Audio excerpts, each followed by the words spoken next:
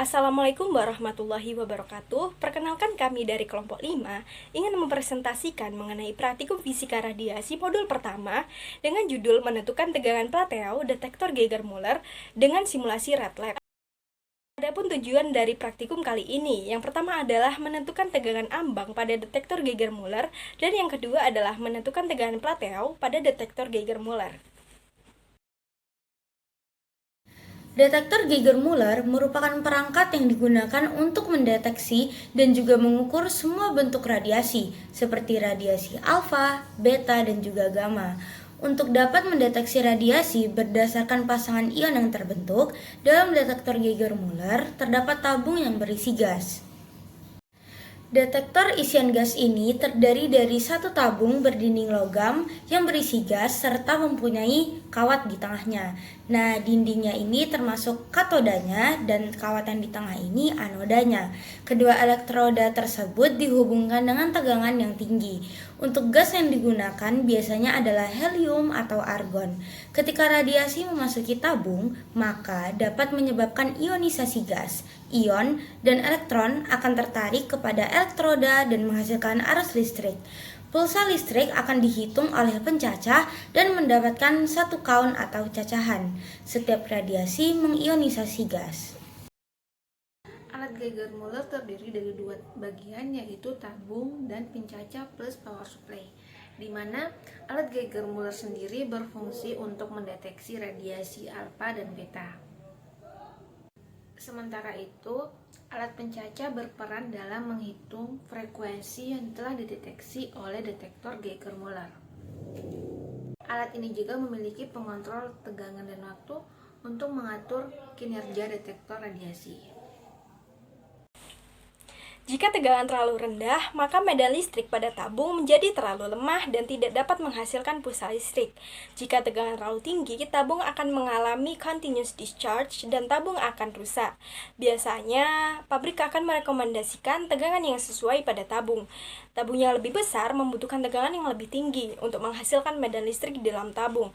Untuk tegangan rendah, tidak ada kaun yang terekam. Hal ini disebabkan oleh medan listrik yang sangat lemah, sehingga tidak ada satupun pulsa listrik yang terbentuk. Ketika tegangan dinaikkan, maka akan dihasilkan pulsa listrik dan counts. Tegangan pada saat tabung GM mulai menghasilkan counts disebut starting potential. Laju cacahan atau counting rate meningkat dengan cepat pada saat tegangan dinaikkan. Setelah peningkatan yang cepat, laju cacahan melambat. Range ini disebut daerah plateau. Pada akhirnya, tegangan menjadi sangat tinggi dan akan dihasilkan continuous discharge. Batas ambang tegangan adalah tegangan di mana area plateau dimulai. Penggunaan detektor GM yang paling efektif adalah pada saat tegangan berada pada daerah plateau. Untuk operasi terbaik, tegangan harus dipilih dekat dengan batas ambang dan di dalam seperempat daerah plateau. Berikut adalah rancangan Geiger-Müller dan juga kurva daerah tegangan kerja detektor Geiger-Müller. Untuk melakukan eksperimen ini, kami menggunakan alat yaitu PC atau laptop. Kemudian bahan yang kami gunakan yaitu software lab, sumber radioaktif yaitu Ce137 dan Co60. Kemudian ada amplifier, preamplifier, HV supplier, juga ada counter. Pertama-tama kita buka aplikasi RedLab, kemudian memasukkan username dan passwordnya yaitu demo. Setelah itu akan muncul tampilan seperti ini. Lalu ke menu Administration, lalu tekan Create Experiment.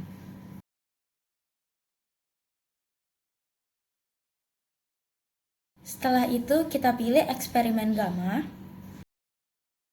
Kemudian pilih sumber radioaktif yang akan kita gunakan kali ini, yaitu Co60 dan juga Ce137.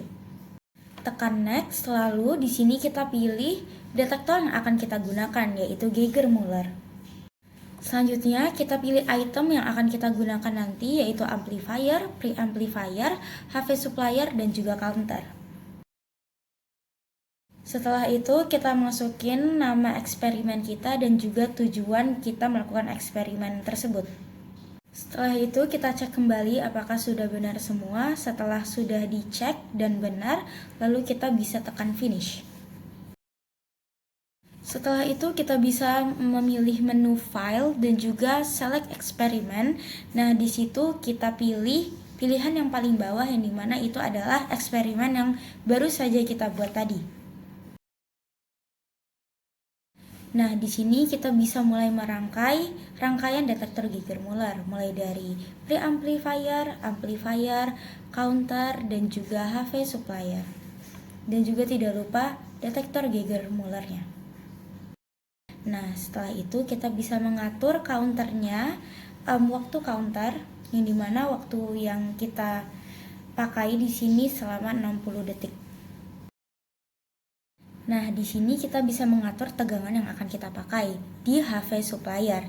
Nah, di sini kita menggunakan 10 variasi tegangan. Yang pertama itu ada 0,05 volt, yang kedua ada 0,5 volt, yang ketiga ada 0,8 volt, yang keempat ada 1 volt, yang kelima ada 1,2 volt, yang keenam ada 1,5 volt, yang ketujuh ada 1,8 volt, yang kedelapan ada 2,2 volt, yang kesembilan ada 2,5 volt, dan yang terakhir ada 2,99 volt. Nah, di sini kita mulai mengambil data dari cacahan yang timbul. Nah, di sini kita pencet start dan cacahan pun mulai terhitung. Di sini terlihat bahwa di saat tegangan 0,05 dan juga 0,5 volt, cacahan masih belum muncul karena memang tegangan itu masih rendah. Nah, di sini cacahan mulai muncul ketika tegangan mencapai 0,8 volt. Dan juga kita mengambil data cacahan ini sebanyak 3 kali pengulangan sehingga nanti kita bisa menghitung rata-rata cacahan yang didapat. Di sini dua sumber radioaktif yaitu CO60 maupun CS137 diambil datanya persis seperti yang ada di video saat ini. Bisa dilihat di sini kita sedang mengambil data cacahan.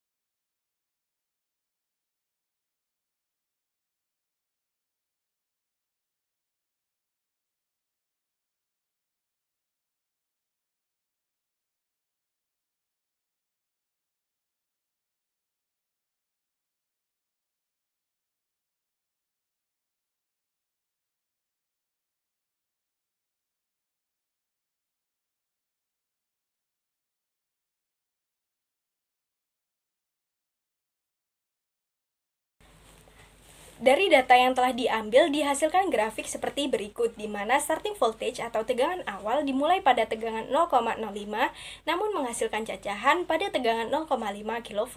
Hal ini dikarenakan tidak dihasilkannya cacahan pada tegangan yang terlalu rendah.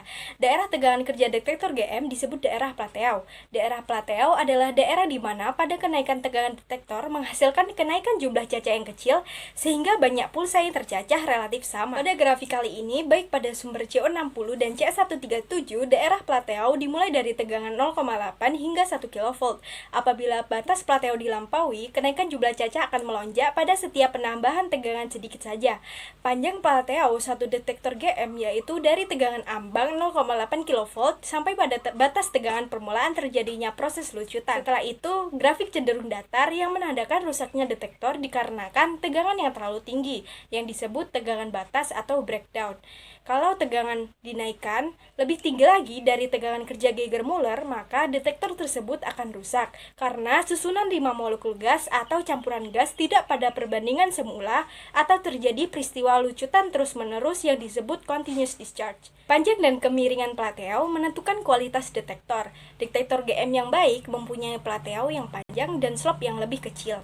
Dapat dilihat bahwa daerah plateau bentuk kurvanya tidak datar, melainkan sedikit miring. Kemiringan daerah plateau disebut slope. Jika harga slope makin kecil, maka daerah plateau makin datar, berarti detektor makin baik. Sehingga dapat kami simpulkan bahwa hasil dari percobaan yang telah kami lakukan merupakan kualitas yang kurang baik karena harga slop yang kami dapatkan sangat miring. Hal ini disebabkan oleh kesalahan sistem saat kami melakukan pengambilan data. Berikut adalah referensi yang kelompok 5 pakai untuk membantu proses jalannya praktikum ini. Berikut adalah lampiran ketika kita melakukan praktikum ini. Mungkin sekian dari kita kelompok 5. Bila ada kesalahan mohon dimaafkan. Wabillahi taufiq wal hidayah. Wassalamualaikum warahmatullahi wabarakatuh.